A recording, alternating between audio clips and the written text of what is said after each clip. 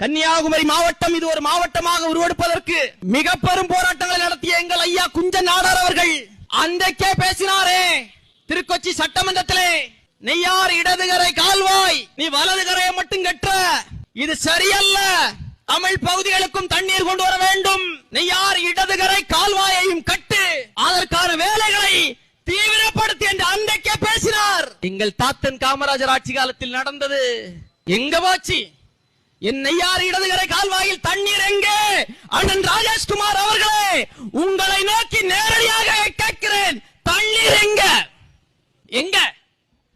காங்கிரஸ் கட்சியினுடைய சட்டமன்ற உறுப்பினர் அன்றைக்கு இன்றைக்கு பாஜகவில் இருக்கக்கூடிய அக்கா விஜயதரணி அவர்கள் சட்டமன்றத்தில் பேசுகிறார், இந்த நெய்யார் இடதுகரை கால்வாய் தண்ணி வரல, தூர்வாராமல் இருக்கு அப்படின்னு கேட்கிறப்போ, அன்றைக்கு நீர்வளத்துறையினுடைய அமைச்சராக இருந்த மதிப்பிற்குரிய ஐயா துரைமுருகன் அவர்கள் பேசுகிறார், தண்ணி வராத கால்வாய தூர்வாரனா என்ன, தூர்வாரல் என்ன, நெல்லை எனக்கு எல்லை, குமரி எனக்கு தொல்லை என்று முழங்கிய கூட்டத்தினுடைய கைகளில் அதிகாரத்தை கொடுத்தோம். இன்றளவிற்கும் அந்த வன்மத்தோடு இந்த மண்ணில் அவர்களுடைய வன்மத்தை அந்த கூட்டம் கட்டிக் கொண்டிருப்பதை இந்த முறை வாக்குச்சாவடிக்குள் நுழைகிற போது ஒவ்வொரு மான தமிழ் மக்களும் உங்களுடைய மனதில் ஏந்த வேண்டும்.